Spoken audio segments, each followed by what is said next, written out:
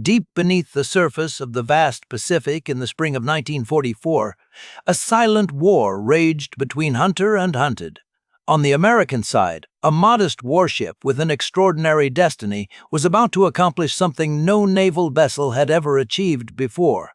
In just 12 consecutive days spanning from May 19 through May 31, 1944, the USS England, a Buckley-class destroyer escort, would systematically track down and destroy 6 enemy submarines, setting a record so stunning that it remains unmatched to this very day. This unprecedented achievement would reshape the course of the Pacific War itself, though few outside the Navy Department would ever know the true story behind the kills. The foundation for England's remarkable success was laid not on the open ocean, but in a nondescript intelligence facility located in Pearl Harbor. The Fleet Radio Unit Pacific, abbreviated as FRUPAC, had inherited the cryptanalytic legacy of Commander Joseph Rochefort's legendary Station Hypo. On May 3, 1944, officers working in this facility intercepted a routine Japanese radio transmission originating from the submarine I-116. The message contained what appeared to be standard operational information. The submarine would arrive off Bougainville in the Solomon Islands at approximately 2000 hours on May 2010. To the trained analysts examining this intercept, however, the message represented far more than routine logistics. It signaled an extraordinary opportunity. The path to reading Japanese naval communications had been long and extraordinarily difficult.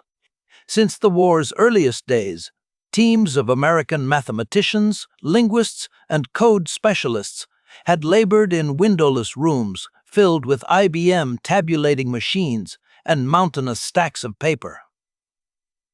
These brilliant but largely anonymous men and women had dedicated themselves to breaking the Japanese naval code designated JN-25. The work required not merely mathematical genius, but also deep understanding of Japanese language, culture, and naval procedures. Every intercepted message had to be recorded, analyzed for patterns, and painstakingly decoded through techniques that married mechanical computation with human intuition. The results of their labor had already contributed to American victories at Midway and throughout the Solomon Islands campaign.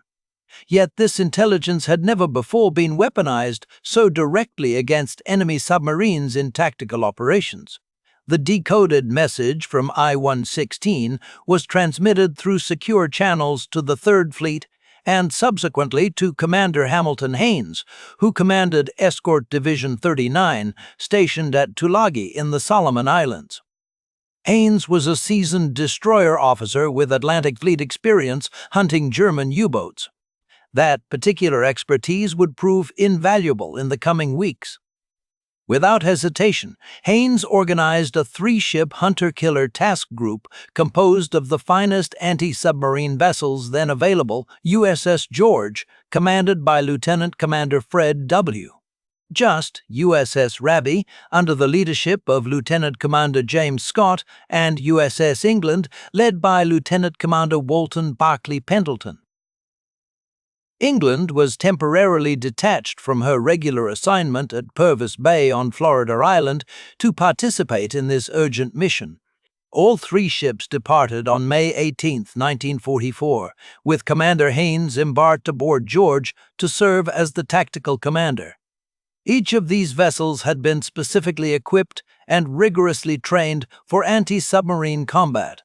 Their crews, though composed largely of young men who had never seen the ocean before enlisting, had spent countless months perfecting their craft in the dangerous waters surrounding the Solomon Islands.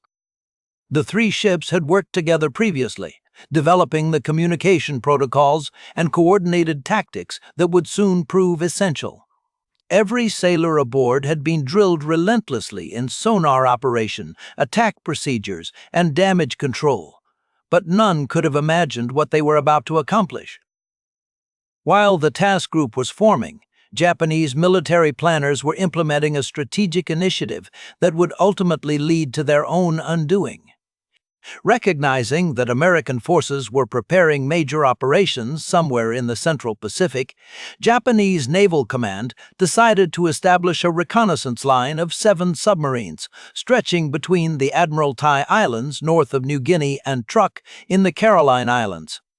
This picket line, designated the NA line, was intended to serve as an early warning system that would provide Japanese fleet commanders with critical intelligence about American movements. The submarines were assigned specific fixed positions rather than flexible patrol zones, a rigid deployment methodology that differed fundamentally from American submarine tactics and would prove catastrophically flawed. Vice Admiral Takagi Teo, commanding the Japanese 6th Fleet submarines, selected 7 RO-class submarines for this mission.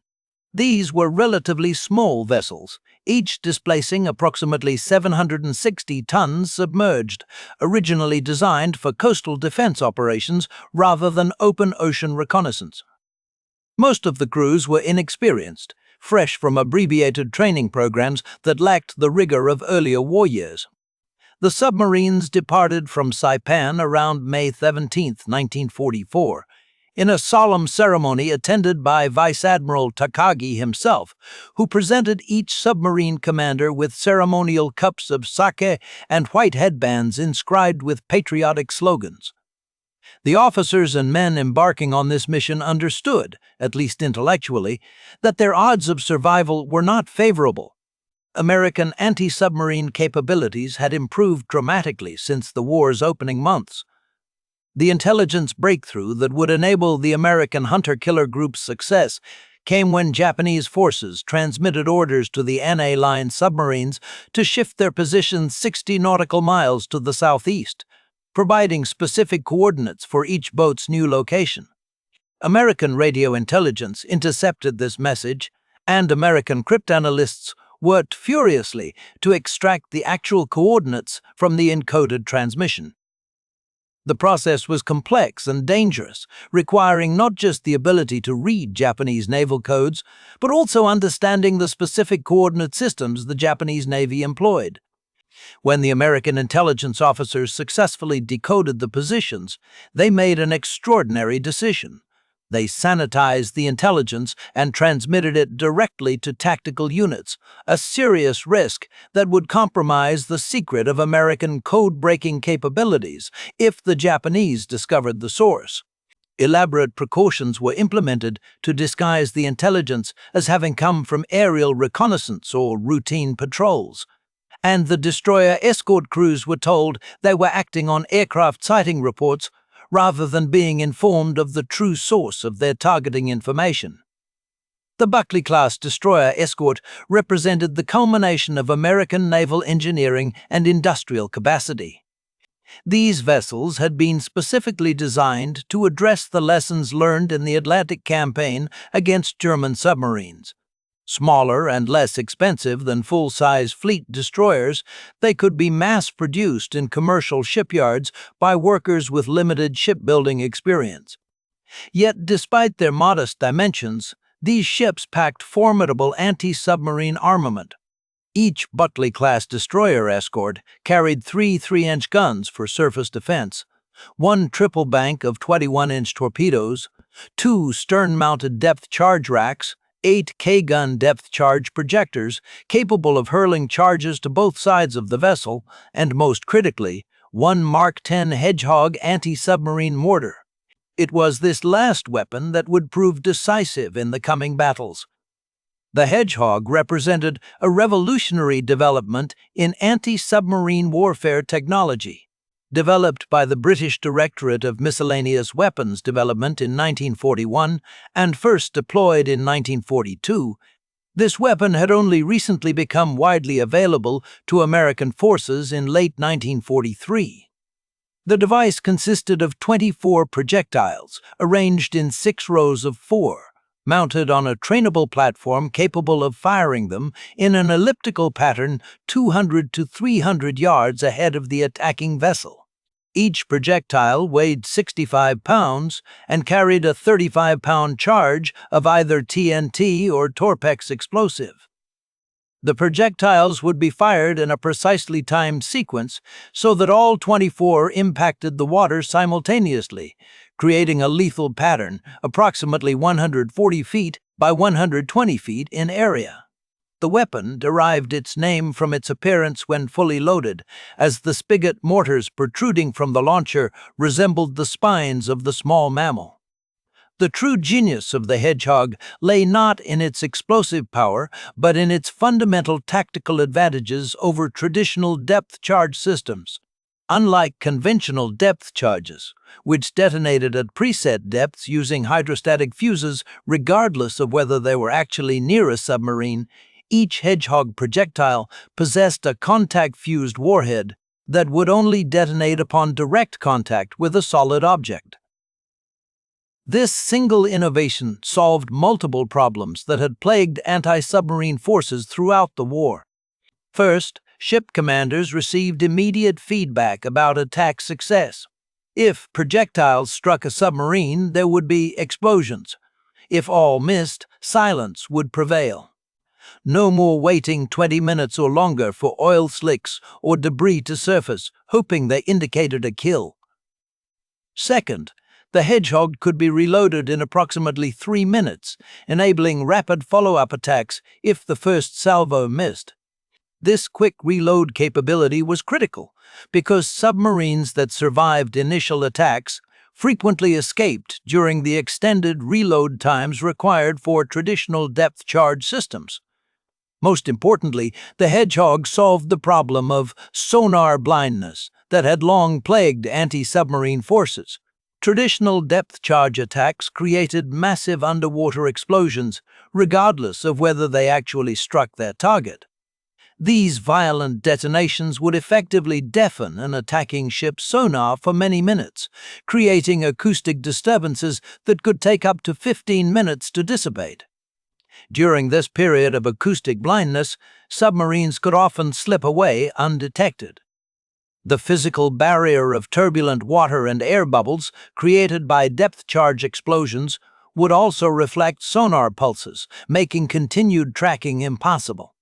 With the Hedgehog, if the projectiles missed their target, there would be no explosions to disturb the water, allowing the attacking ship to maintain continuous sonar contact and immediately set up for another assault.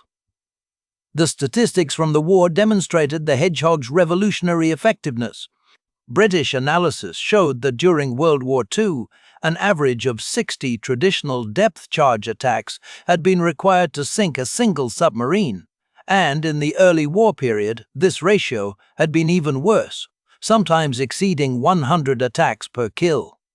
With the Hedgehog, this ratio improved dramatically to approximately 1 submarine sunk for every 5 or 6 attacks, a 10-fold improvement in lethality. Although each Hedgehog projectile carried less explosive power than a standard depth charge, a direct hit from even a single projectile was usually sufficient to breach a submarine's pressure hull and send it to the bottom. The contact explosion against the hull was far more destructive than the pressure wave from a near-miss depth charge explosion, as the hull itself helped contain and focus the explosive force inward. The first target of the American hunter-killer group was the submarine I-116, a veteran vessel with a distinguished, if ultimately tragic, combat record. This Type C-1 submarine measured 358 feet in length and displaced 3,561 tons while submerged. She was specially equipped to carry a Type A midget submarine on her deck, and it was I-116 that had achieved a unique place in history by launching the first submarine attack of the Pacific War. In the pre-dawn hours of December 7, 1941, I-116 had launched a midget submarine under the command of Lieutenant Junior Grade Yokoyama Masaharu several hours before the main Pearl Harbor air attack.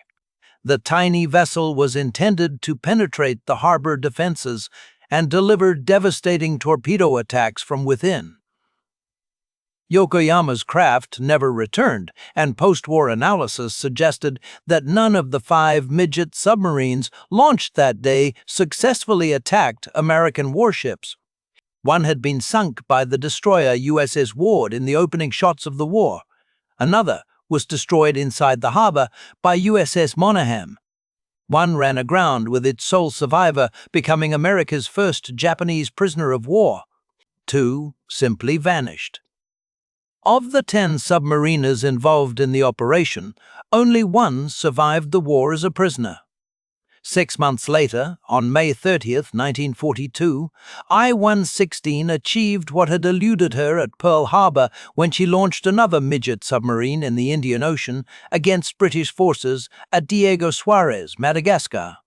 This submarine, commanded by Ensign Iwasa Katsusuke, successfully penetrated the British anchorage and fired its torpedoes, scoring a hit on the British battleship HMS Ramillies that caused severe damage. The 29,150-ton battleship, a veteran of World War I, took on 1,800 tons of water and came perilously close to being lost. Although Ramillies survived thanks to excellent damage control and would go on to bombard German positions during the D-Day invasion, the attack demonstrated I-16's capability for launching devastating surprise attacks. The midget submarine also sank the tanker British Loyalty before being lost with its crew. During the Guadalcanal campaign, I-116 conducted multiple resupply missions to isolated Japanese garrisons and launched additional midget submarine attacks. The vessel had become part of the desperate Tokyo Express effort to supply Japanese forces in the Solomon Islands by submarine after surface ships could no longer safely make the journey. On November 28, 1942, I-1610, which successfully torpedoed the American cargo ship USS Alchiba, forcing her to beach herself to avoid sinking. Though the Alchiba loaded with aviation fuel and ammunition burned for days, she was eventually salvaged. I-16 subsequently covered the Japanese evacuation of Guadalcanal in early 1943 and continued supply runs to bypass garrisons in New Guinea. She had survived an air attack in December 1943 that caused light damage, but her luck was about to expire. On May 4, 1944, I-16 departed Truk Lagoon under the command of Lieutenant Commander Takayuchi Yoshitaka, carrying a cargo of rice packed in rubber bags intended for the starving Japanese garrison at Buin on Bougainville. The garrison, which included approximately 40,000 Japanese troops, had been bypassed by American forces and was slowly being starved into submission. Supply runs by submarine had become the only lifeline for these isolated men. Conditions on Bougainville had become desperate, with soldiers dying daily from starvation and disease and isolated incidents of cannibalism being reported. The transmission from I-116 reporting her departure and estimated time of arrival had been intercepted and decoded by American intelligence, sealing the fate of the submarine and her crew. On the afternoon of May 19, 1944, an Allied reconnaissance aircraft, a consolidated PBY Catalina flying boat, spotted I-116 on the surface north of Bougainville, confirming the intelligence assessments that had brought the hunter-killer group to these waters. The submarine was running on the surface to recharge her batteries and make better speed toward her destination. Japanese submarines of this era suffered from relatively weak battery systems and slow underwater speeds, forcing them to spend considerable time on the surface where they were vulnerable to aircraft and radar-equipped warships. The 3 destroyer escorts immediately formed a line abreast and commenced a coordinated sonar sweep of the area. This formation, with ships spaced at optimal sonar detection intervals, created an acoustic net that few submarines could successfully escape. At 13:35 hours, England's sonar operator, a young sailor from Iowa who had never seen the ocean before joining the Navy, reported contact with the submerged target. The distinctive ping of the sonar return indicated a solid object at a range of 1,350 yards. The hunt had begun. I-16 immediately commenced the standard Japanese submarine evasion tactics developed through years of combat experience. The submarine made radical changes in depth and direction, executed sudden speed changes, and performed sharp turns designed to throw off the attacking ship's targeting solution. Lieutenant Commander Pendleton brought England in for her first attack run, a maneuver requiring precise coordination between sonar operators tracking the submarine, the plotting team calculating the target's course and speed, and the Hedgehog crew preparing their weapon.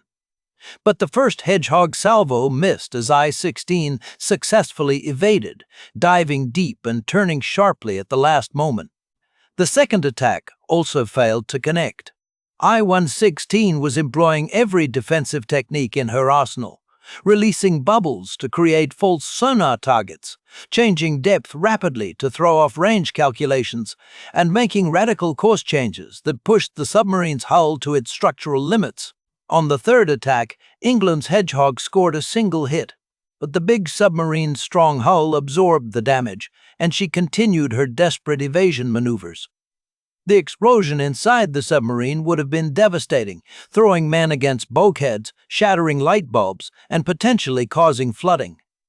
But I-116's crew, trained in excellent damage control procedures and drilled relentlessly in dealing with battle damage, managed to maintain control and continue evading.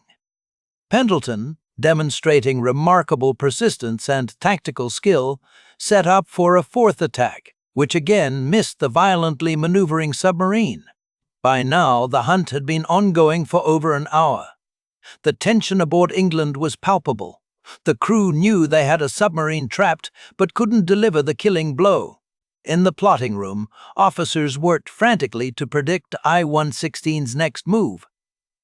The sonar operators strained to maintain contact as the submarine dove deeper, approaching the thermal layers where temperature differences in the water could hide it from sonar.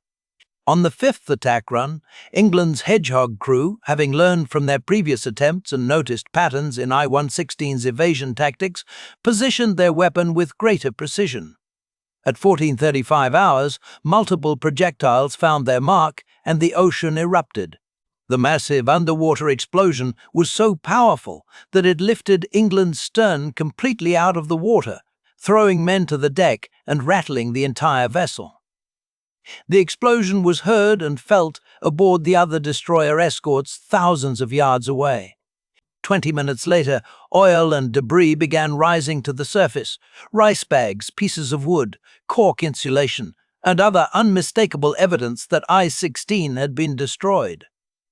Among the debris were personal effects, a sailor's cap, pages from a Japanese book, a wooden sandal poignant reminders of the human cost of war. The submarine that had launched the first attack at Pearl Harbor was gone, taking all 107 officers and men, including Lieutenant Commander Takayuchi, to their deaths. They had died in service of a lost cause, carrying rice to a garrison that would surrender anyway when the war ended. As I-16 was being destroyed, the remaining submarines of the NA line were moving to their assigned positions. The 7 RO-class submarines designated for this reconnaissance mission represented the most modern submarine type Japan was still producing in significant numbers, though they were far inferior to American submarines in virtually every respect. The rigid positioning system meant that each submarine was confined to a specific patrol area rather than being given the flexibility that American submarines typically enjoyed. This tactical inflexibility would prove catastrophic. The next submarine to meet its fate was RO-106, which had already compiled a notable war record.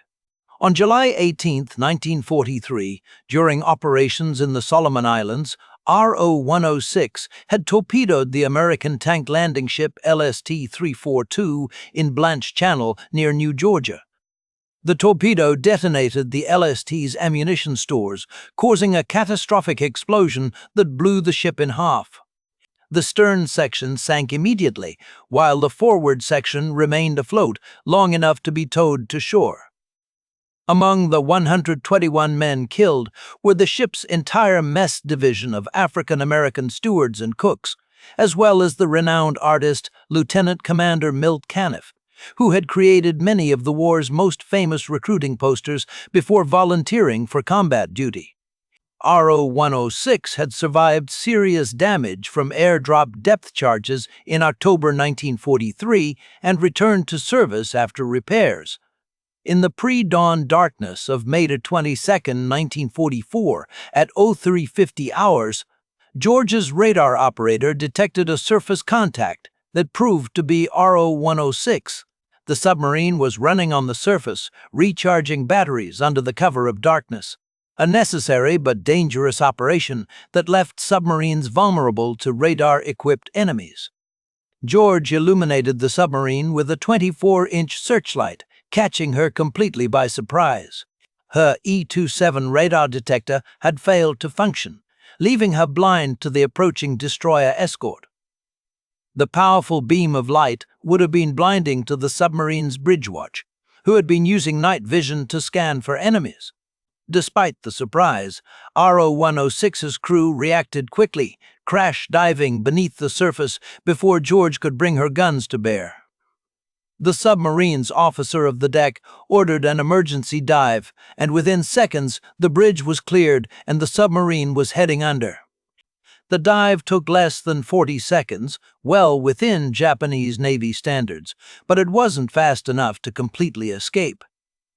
George launched a hedgehog attack at AO-415, but missed the frantically evading submarine. At AO-425, England gained sonar contact on RO-106 as she attempted to escape. The submarine was making turns for 8 knots, zigzagging violently while changing depth. England's first hedgehog attack missed, but then the submarine made what may have been a fatal tactical error. RO-106 reversed course and turned toward England, possibly attempting to fire torpedoes at her attacker. This maneuver, however, presented a perfect target for the hedgehog. Not understanding how the new weapon system worked, that it fired ahead rather than being dropped over the stern. The submarine commander had inadvertently positioned his boat directly in the hedgehog's kill zone. England's second attack scored at least 3 direct hits. The explosions would have been catastrophic inside the submarine. The hull breached in multiple places, water rushing in at tremendous pressure, electrical systems shorting out in showers of sparks. The submarine broke up immediately, her pressure hull collapsing as she plunged toward the ocean floor. RO-106 was lost with all 49 hands. The entire action from first radar contact to the submarine's destruction had taken just 36 minutes. The next day brought another success. RO-1004, under the command of Lieutenant Hisashi Isubuchi, had spent most of her previous patrols in the frigid waters of the North Pacific and Aleutian Islands, a stark contrast to the tropical waters where she now hunted. The North Pacific had been a secondary theater for Japanese submarines, used mainly for reconnaissance and occasional attacks on the supply line between the United States and the Soviet Union. During operations in the Solomons in late 1943, RO-104 had performed a remarkable rescue mission on November 3, 1943, saving 75 survivors of the Japanese light cruiser Sendai after she was sunk in a night surface action with American cruisers during the Battle of Empress Augusta Bay. The rescue had been performed under dangerous conditions with American aircraft patrolling overhead and the constant threat of discovery by American warships. Among those rescued was Rear Admiral Baron Matsuji Ijuin, commander of Japanese Destroyer Squadron 3, whose survival was considered vital to the Imperial Navy.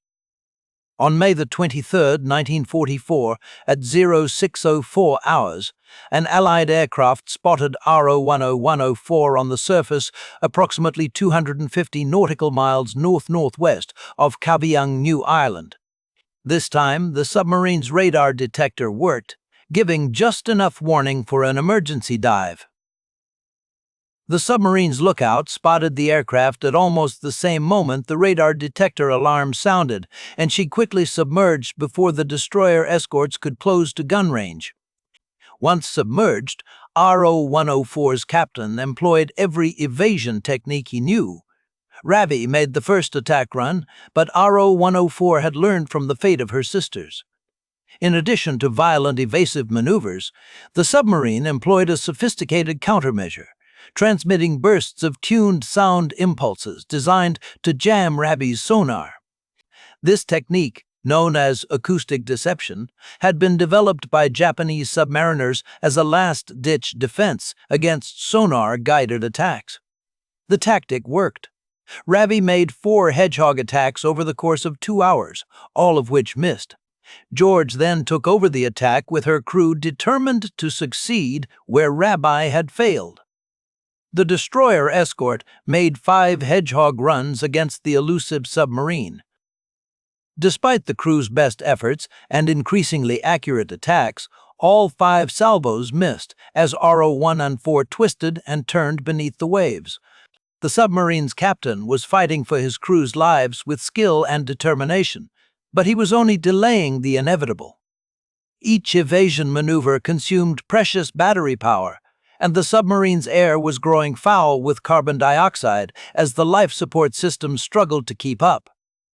Finally, at 0819, England moved in for her turn. The first hedgehog attack missed, but England's sonar team had been carefully observing RO-104's evasion patterns for over 2 hours. They noticed that the submarine tended to turn to starboard while diving, preferred depths between 200 and 250 feet, and accelerated just before making major course changes. On the second attack, England's team had precisely calculated RO-104's next move. Between 10 and 12 projectiles found their mark, and the resulting underwater explosion was followed by the unmistakable sounds of a submarine breaking up, the screech of tearing metal, the thunder of imploding compartments, and then silence.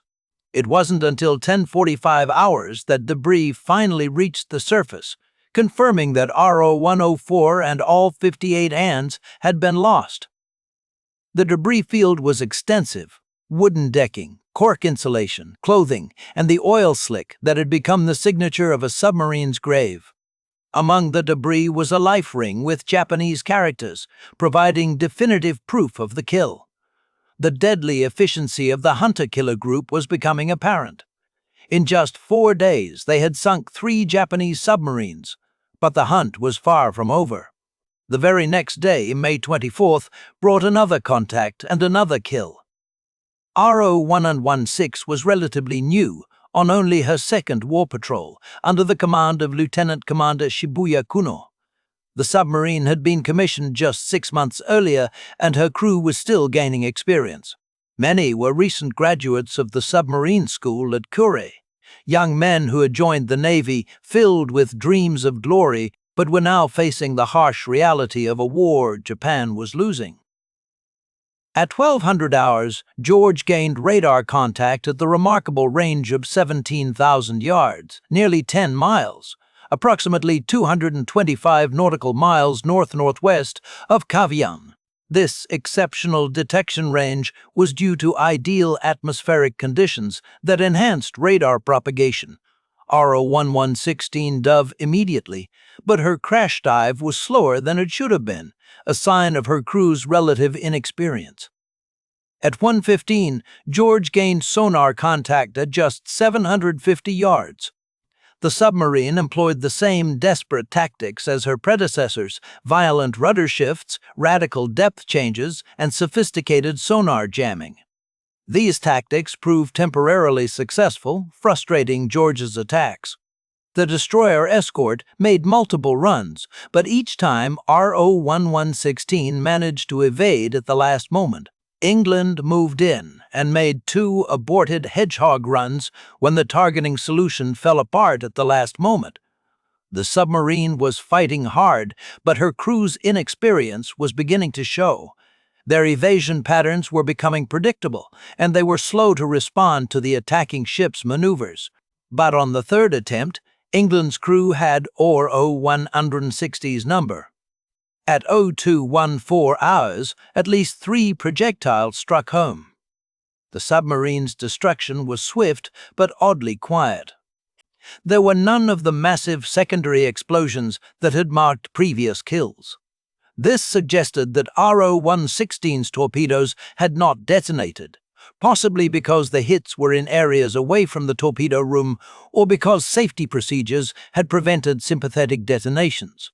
RO-116 simply broke apart and sank, taking all 56 hands with her into the depths. 2 days later, on May 26th, the hunter-killer group found RO-1018, commanded by Lieutenant Ori Konichi. This submarine had already proven herself dangerous to American forces. On October 3, 1943, RO-108 had fired a spread of 4 torpedoes at 3 American destroyers that presented an overlapping target in Huon Gulf off New Guinea. It had been a textbook attack. RO-1018 had detected the destroyers by their sonar pinging, maneuvered into perfect position, and fired a spread that gave maximum probability of hits.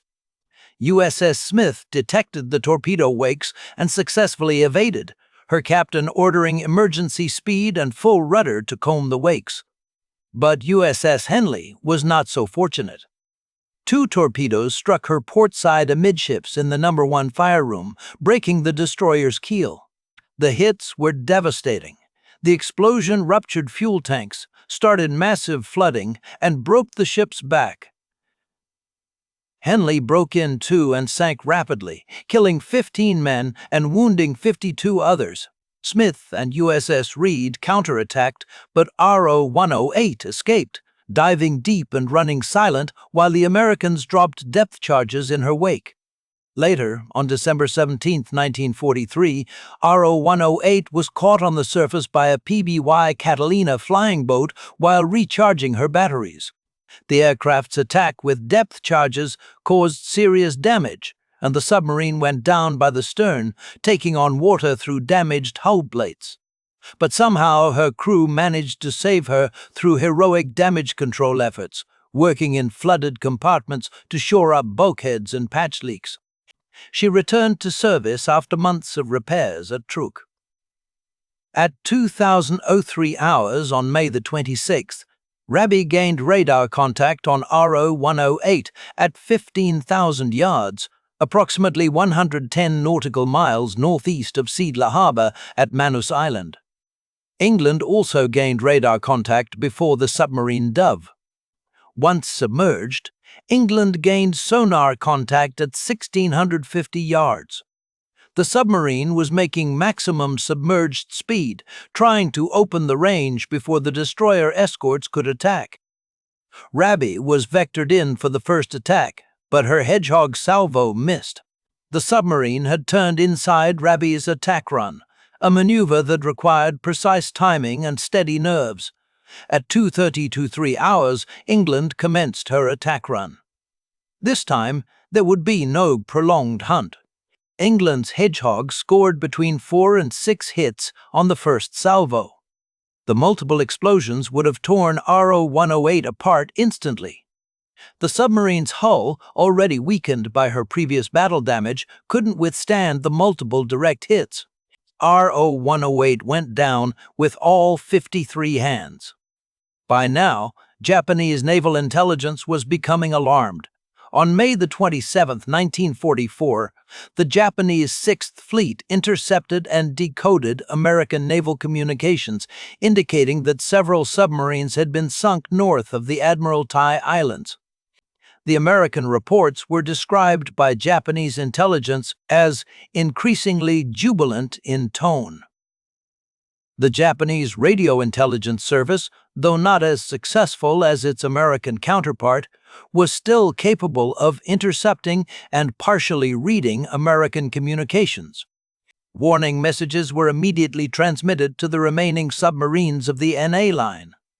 The messages were sent on multiple frequencies and repeated several times to ensure reception. RO-112 received the warning and immediately cleared the area. She would survive only to be sunk by USS Batfish off Luzon on February 11, 1945, with the loss of all 61 hands.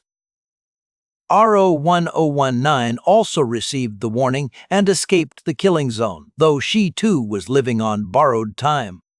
She would be sunk by the destroyer transport USS Horace off Okinawa on May 7, 1945, with all hands lost. But RO 1005, under the command of Lieutenant Junichi Ino, either never received the warning or, for reasons that will never be known, chose to remain at her assigned position. Perhaps her radio was damaged, or perhaps her captain felt duty-bound to maintain his station regardless of the danger. The submarine had sorted from Saipan on May 14, 1944, with the commander of Japanese Submarine Division 51, Captain Ryanos Kato, embarked. The presence of a division commander aboard would have made it virtually impossible for Lieutenant Ino to abandon his patrol area without explicit orders. During previous patrols, ROW-105 had several close calls.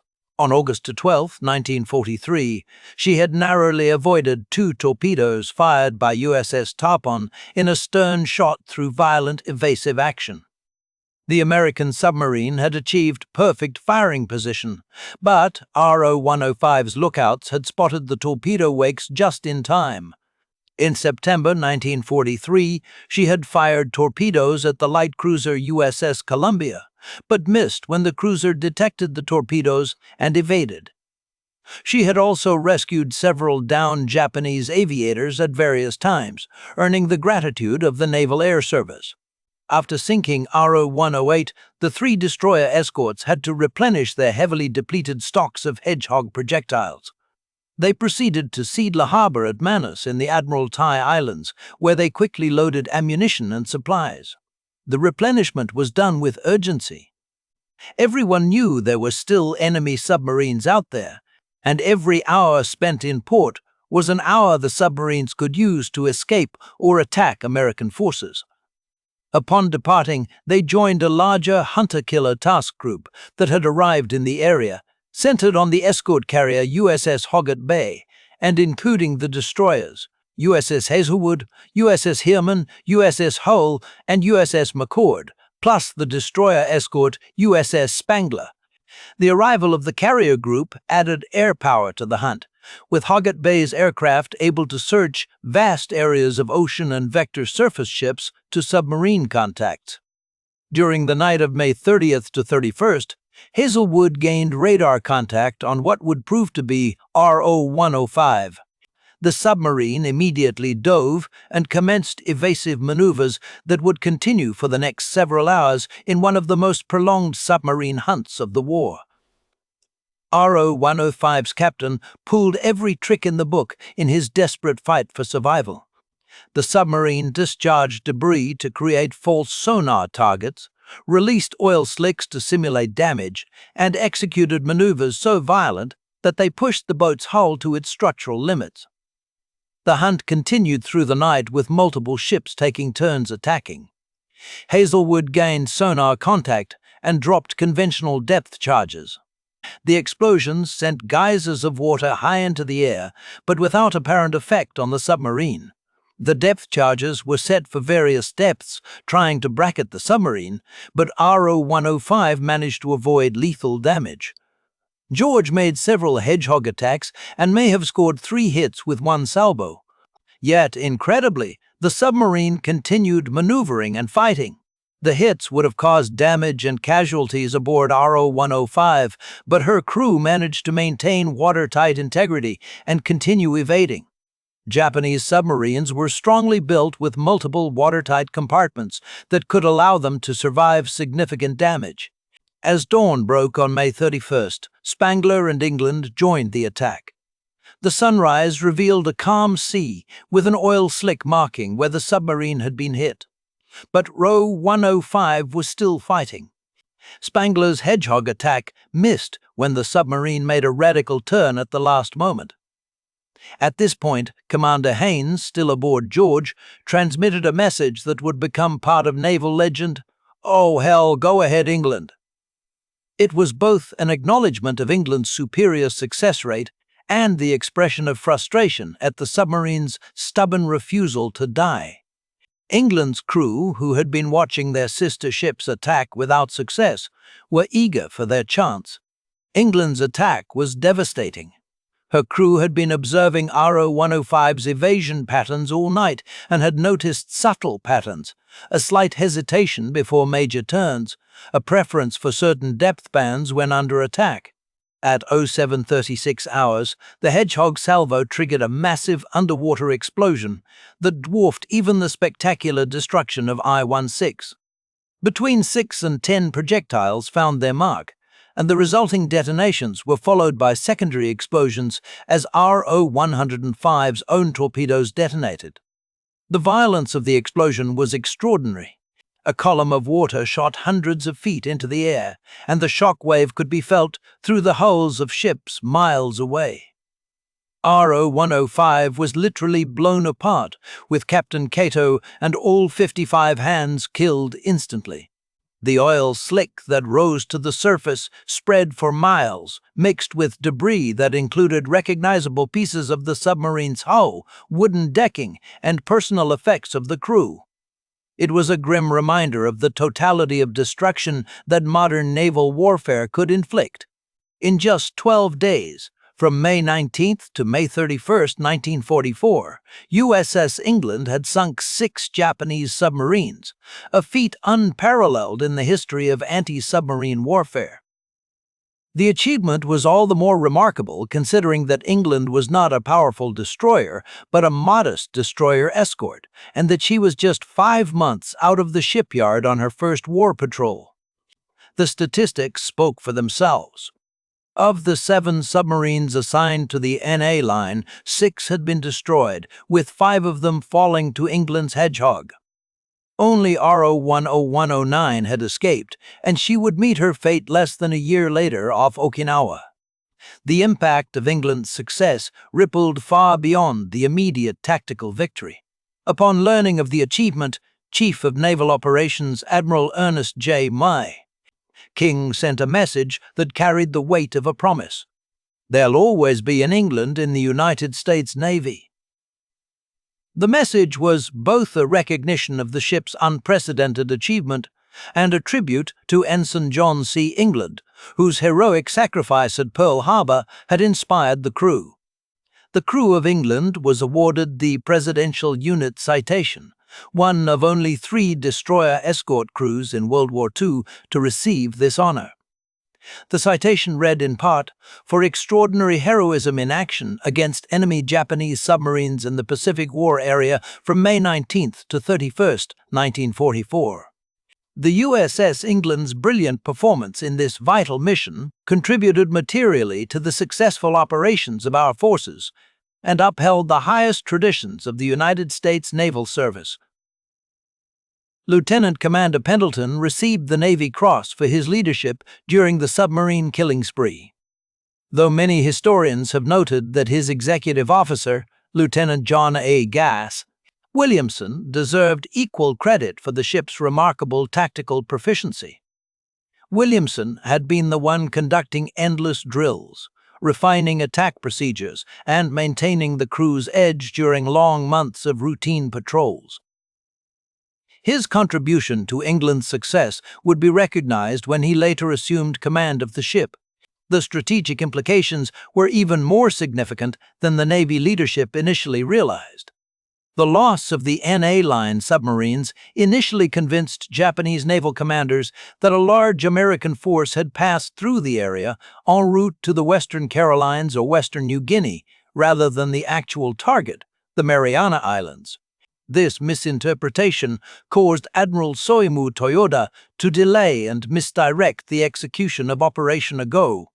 Japanese fleet units wasted precious fuel moving to the wrong positions. By the time they realized their error and repositioned to defend the Marianas, it was too late. The American invasion of Saipan began on June 15, 1944, catching the Japanese fleet out of position. The resulting Battle of the Philippine Sea, fought on June 19 to 20, 1944, saw the destruction of Japanese naval aviation as an effective force. In what American pilots called the Marianas Turkey Shoot, over 400 Japanese aircraft were shot down against minimal American losses. 3 Japanese carriers were sunk, and the myth of Japanese naval aviation superiority was permanently shattered. The loss of the Marianas also brought American B-29 bombers within range of the Japanese home islands, sealing Japan's fate. Although the U.S. Navy attempted to keep England's success secret to protect the source of the intelligence that had made it possible, Japanese naval intelligence correctly deduced that the loss of the submarines was due to American radio intelligence. Internal Japanese reports acknowledged that their codes had been compromised. Yet, incredibly, they persisted in believing that their main naval codes remained secure. This denial would cost them dearly in the remaining year of the war, as American codebreakers continued to read Japanese messages and direct American forces to intercept Japanese ships and submarines. The story of USS England ultimately transcends its specific historical moment to become something universal, a testament to human ingenuity, courage, and determination in the face of mortal danger. It reminds us that in the darkest hours of conflict, when nations clash and the fate of millions hangs in the balance, ordinary people can rise to meet extraordinary challenges, and in doing so write their names indelibly in the annals of history. The crew of USS England did exactly that in May 1944, and their achievement will be remembered as long as naval history is studied and tales of courage at sea are told.